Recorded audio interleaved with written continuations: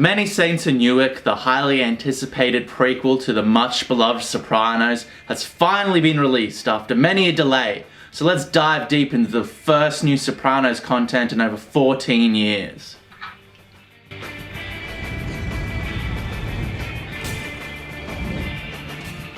The film opens with this surreal tracking shot through this graveyard, and it ends at this tombstone of Christopher Moltisanti. We then hear the iconic voice of Michael Imperioli. I think it's fair to say that this voiceover works very well with this narrative, considering that Christopher Moltisanti's father is the lead protagonist of the film. It also brings us right back into this world, hearing this iconic and beloved voice straight up. I absolutely loved the inclusion of Michael Imperioli and Christopher Moltisanti in this film. Moltisanti is a religious name, and still I'm fucked.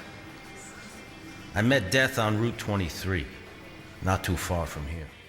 Dickie's complicated and strained relationship with his father is then further explained. His father is played by the iconic Ray Liotta, and his presence here just brings this level of depth and quality, being that he's one of the most iconic American gangster films of all time, right up there with De Niro and Pesci and Pacino and Brando. I mean, it's fucking Ray Liotta, man. Doesn't get much fucking better. They put it in the private elevator. They send the private elevator up. The door opens, and the donkey starts kicking and shitting over everybody in the party. The film is immediately able to create this warm and welcoming tone and bring us back into all of these beautiful family sequences. But I found the first time that I watched through this film that I wasn't focusing a lot on the feel and the tone and the atmosphere of the movie, and I found myself analyzing all of these new actors and their performances, trying to portray these iconic and beloved characters. But my second and third watch through, I was able to enjoy the film a lot more. First time I watched it, I was kind of like, I don't know. And then the second and third time, I found myself enjoying it more and more, becoming less analytical and more just allowing myself to be enveloped by the feeling and the tone of the film, rather than sitting there and looking at every performance and going, oh, that's pussy, and oh, there's Paulie, and oh, I don't know if that's quite right. So if you've only watched the film once, I would encourage you to watch it a few times, because I mellowed and enjoyed the film a lot more times upon my rewatches.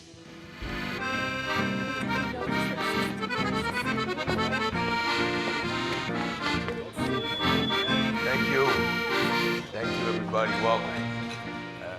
The 1967 Newark Riots play a part in the first act of this film, and while I thought all the sequences of the riots were very captivating and brutal and violent and chaotic, and I loved them, I felt like there were little narrative tie-ins to the actual riots. All of our main characters seem to be emotionally invested in what's happening in their neighborhood, but they seem to be watching it transpire from a distance for the most part. Little to none of them actually have any real interactions within the riots, and then they just come and go and don't really play any further or larger part within the deeper narrative. Evil's clarion of justice shrieks the cry of naked terror, taking babies from their mamas, leaving grief beyond compare. Aaron Taylor, who also worked as a director on the original series, did an absolutely marvelous job directing this film. I found myself just in a state of awe watching some of these tracking shots or angle choices or the lighting composition, and the cinematographer, whoever he was or she was, did an absolutely beautiful, marvelous job as well. There's so many just beautifully lit shots. I found the lighting to be not realistic, but it was just so inherently beautiful in so many shots. In this film, it looked marvelous. You could pick apart the narrative and say it wasn't amazing, but as far as the visuals go, man, a really, really beautiful film.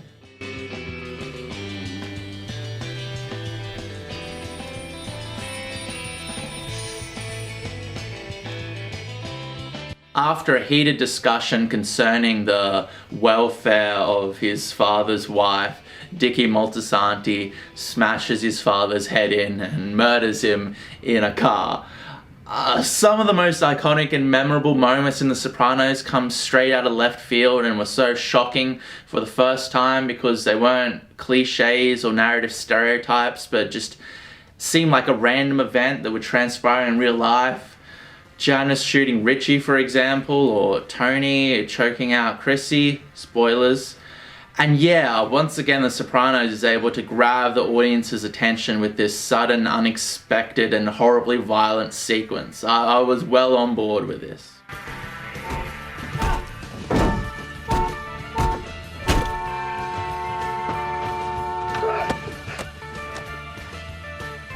We then enter into this hilariously morbid sequence as Tony and also Dickie's wife start questioning him immediately after he murders his dad and is trying to clean up the aftermath. This sequence was so fucking funny. I laughed so hard and I love it to death. We get such a brutal moment followed by such a, I'd say, funny moment. It is funny, but it's also horribly morbid. But yeah, perfectly executed. That really does encapsulate a lot of the tone of The Sopranos. Hilarious, but horribly, horribly violent. Uncle Dickie! Hey, Dickie, what the fuck you doing? The city's burning down. Over on Springfield Avenue. Dickie, who blew the horn? No, I'm working on a car. I've been a big fan of the Joe Rogan Experience for a few long years now, and seeing Joey Diaz in such a big, high-profile role really warmed my heart. Watching hours and hours and hours and hours of him talk to Joe Rogan, it seems like I know him and he seems like a friend of mine, so I found myself being proud of him and proud of his performance. He came across so genuine and natural in this role. He is one of these people. He did grow up in New Jersey and he went to jail for kidnapping a guy and he used to be a cocaine addict and he's done all this stuff and he was just himself in this movie, and I'm glad that he is such a large part. And I just want to say, Uncle Joey, man, I'm proud of ya. You done good, buddy. I love ya. Are you sure you don't got no black blood? No, that's Sicilians. I'm Napoleon. Oh, I'm Sicilian. Alessandro Nivola's performance as Dickie Moltisanti was very captivating. He was able to portray this kind, beautiful, charismatic, disgusting, despicable, violent character with the correct level of complexity and charisma. I found myself just enjoying watching him act on screen, all his subtle mannerisms and the way he'd twist his face in a questioning, what are you talking about? It's a worthy protagonist for this franchise, and even more respectable when you realize that he was able to bring this character to life with all his complexities in only a 2-hour running time. Your brother, my dad, he passed. They burned him up in the riots. I brought you some strudel. I don't eat dairy. Oh. One of the big talking parts with this film is the recasting of all these horribly, horribly iconic television characters. I mean, when you talk of Tony and Livia and Syl and Paulie and Pussy, like, these aren't just iconic characters. These are some of the most iconic characters in television history. And to see them recast here 30 years younger than when we first seen them in season 1, it's, yeah, the main focal point for a lot of people. And yeah, my first viewing, I was completely caught analysing their performances, but the more and more I watched this film, the more I just let them sink into the background, especially Paulie and Pussy and Syl, and they're just kind of little side characters here, and they're not that important to the larger narrative. I thought that the guy played Paulie did an amazing job. Pussy also seemed much like Pussy, but he was barely in the film. And the guy who played Syl, I've heard a lot of criticisms that he overplayed it, and I tend to agree. It didn't seem as natural as all of the other actors, really. He did kind of seem to be playing a caricature or doing an impression of the original actor, but at the same time, he did an amazing job of captivating all the body language and the mannerisms.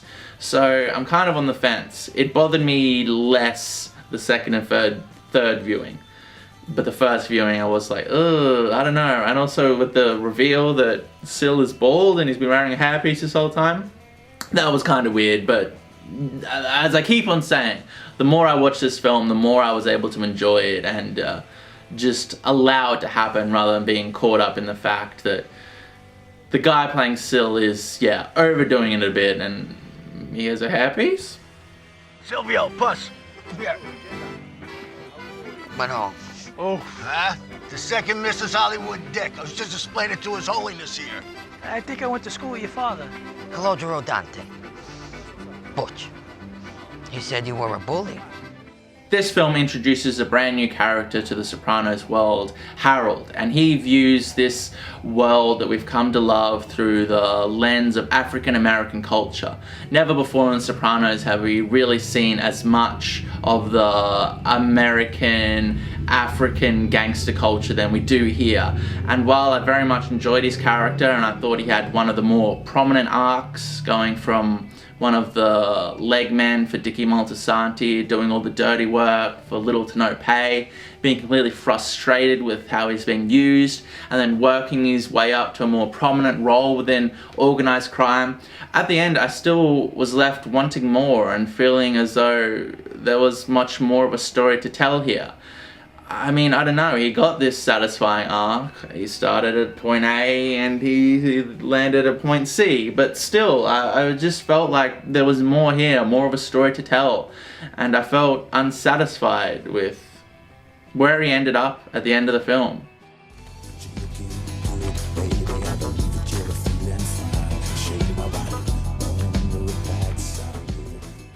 Ray Liotta also portrays the twin brother of Hollywood Dick Moltisanti in this film, and it really stuck out to me his versatility and range as an actor. He plays two completely distinct and different characters here, one very flamboyant and over the top and loud, and the other just serious and somber and quiet and dark. There's also all these like surreal moments where he may or may not actually exist, and Dickie might just be imagining these sequences because he wants to be a better man. It's left open, which I'm fine with. But either way, these scenes were great at creating a far more psychological depth for Dickie, exploring his motivations, his wants, and his needs with these pseudo-psychological sequences.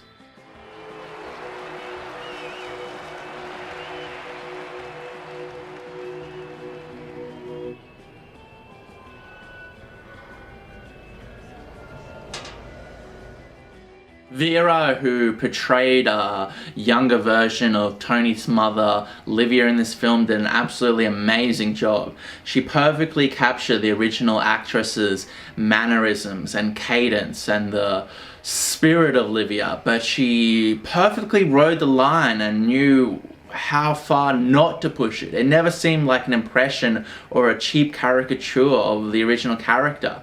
It was her in her hand movements and the way she spoke, but I don't know, it wasn't cheap, or it just felt natural and real. An amazing job, Vera. Vera, what has become of you? This hamburger's great, Mom. Go on. I went to all that trouble just so we could have a nice conversation for once. And for what? How am I supposed to enjoy a Broadway show with my children and a pot? Ma, I don't smoke pot. Well, your sister comes in here smelling like a gypsy. Well, I'm not my sister. I'm always being accused. Oh, poor you. There's this sequence with Tony talking to his principal, which mirrors the later relationship that he'll have with Dr. Milfy. And I was completely encapsulated with Michael Gandafini's performance here. He was able to just match the mannerisms and body language and the speech patterns of his father's character perfectly.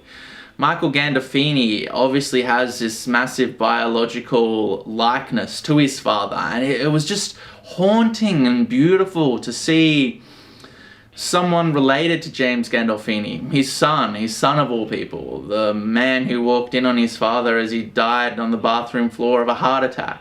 it was haunting and beautiful to see Michael Gandolfini, pulling from his father's performance, and you could see he looks like his father, and the way he moved his shoulders and looked over his eyebrows and his speech patterns. It was Tony. It was inherently Tony. It was so well executed, and the fact that they are related brings this like real life emotional depth to it.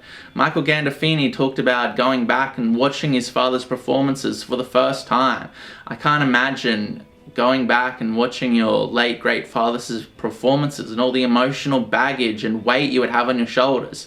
The balls this fucking kid had to go and do this role, to trudge through the heartache and the tragedy of losing his father so young and so unexpectedly, and then to be able to capture his father's performance and bring it to light in such an excellent manner, and the way it was executed was just amazing. I fucking loved Michael Gandolfini's performance. He should be applauded endlessly, not only for how well it was executed in the end, but for the emotional weight that performing and learning this performance and going back through his father's old material would have taken on him. I tip my hat to Michael Gandolfini. I fucking tip my hat to him. Amazing. Yeah, I guess so. But if you're gonna kick me out of school, I mean, you should just do it instead of us talking about it. You talk a lot at home? I don't know. The state of suspense does start to swell as Harold starts to drastically increase his expansion into Dickie Moltisanti's neighborhood. He kills one of his captains and then sleeps with his Gumar. So this film does start to build in tension as it moves along towards the final act. You don't talk about her that way. In fact, you don't talk about her at all. Hey, take it easy. I love her. No! Uncle Joey!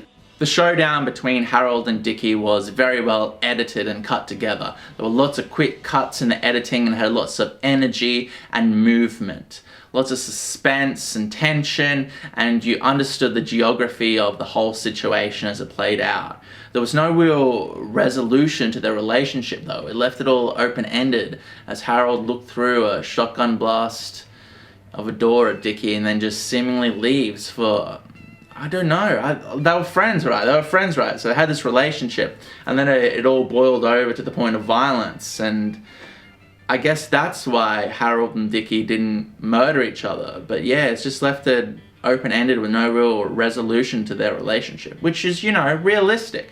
I always criticize movies for following the same tropes and stereotypes and predictable narrative arcs, because real life isn't like that. Real life doesn't have fulfilling tie-ups all of the time. It's unexpected, and yeah, we get a little bit of that here.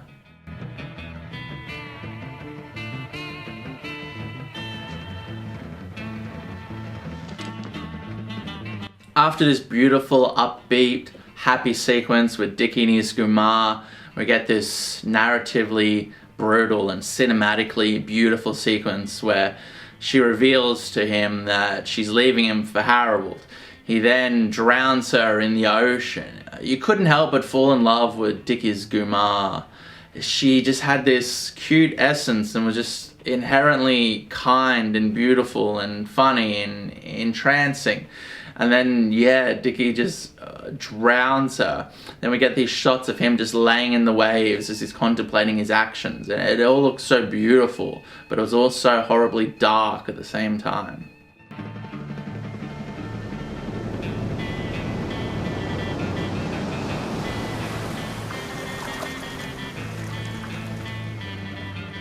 Dickie Moltisanti and Tony Soprano's relationship was a big talking point within the original series, and it was one of the reasons why Tony took Chrissy under his wing and why they had such an important relationship within the show.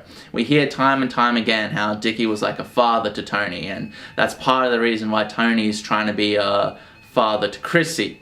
And within the end of this film, Dickie realizes that Tony's meant for bigger and greater things, and he abandons him basically. He starts ignoring him and not responding to his calls. This obviously breaks Dickie and Tony's heart because they were very close. They were like father and son, far more than Tony and his actual dad. And it's a very complex ending here because Dickie realizes that Tony is meant for bigger and greater things. He doesn't just want him to fall into the path of organized crime. He wants him to go out and become a professional athlete or a lawyer or a doctor. And this is obviously tragic and ironic because of the path that Tony follows. Tony does fall into this lifestyle more so than most of them. He's just as violent, he's just as despicable, and he's just as disgusting. And it's even more tragic knowing that he ends up killing Chrissy, Dickie's son. It's brutal. They have this great relationship, but he abandons him because he doesn't want him to fall into this tragic lifestyle. And then he does anyway, and he ends up murdering his son. It's really good. I liked it.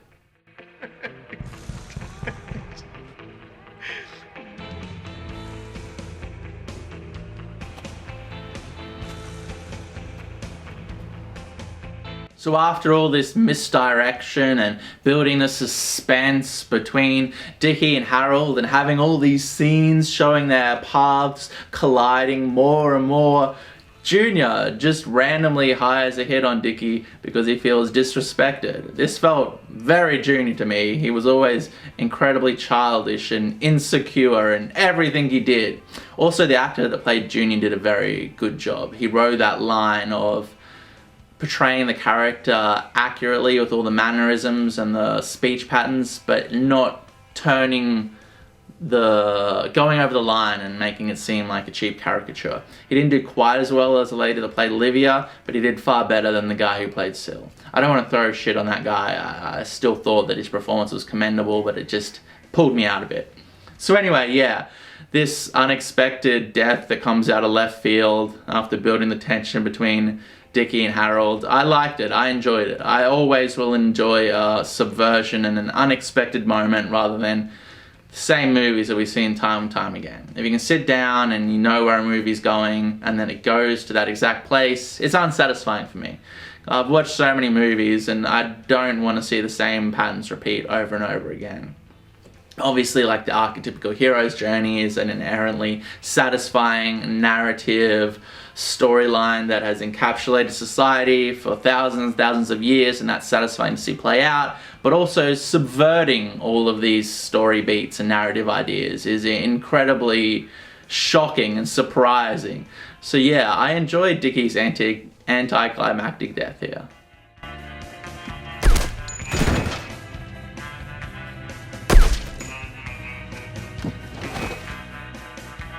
In conclusion, I feel like a lot of people have come away from this film with a very negative response. And upon my first viewing, I wasn't quite sure how much I liked or enjoyed it. I knew that it was a well-executed film and certainly not a bad film, especially when you take in consideration the visuals, the cinematography, the lighting, the editing, the pacing, the music, the tone, all of that. That was all beautiful.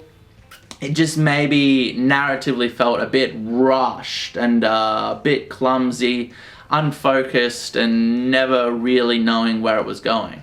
A lot of people have said that this film should have been a mini-series, and obviously it could have worked very well as a mini-series.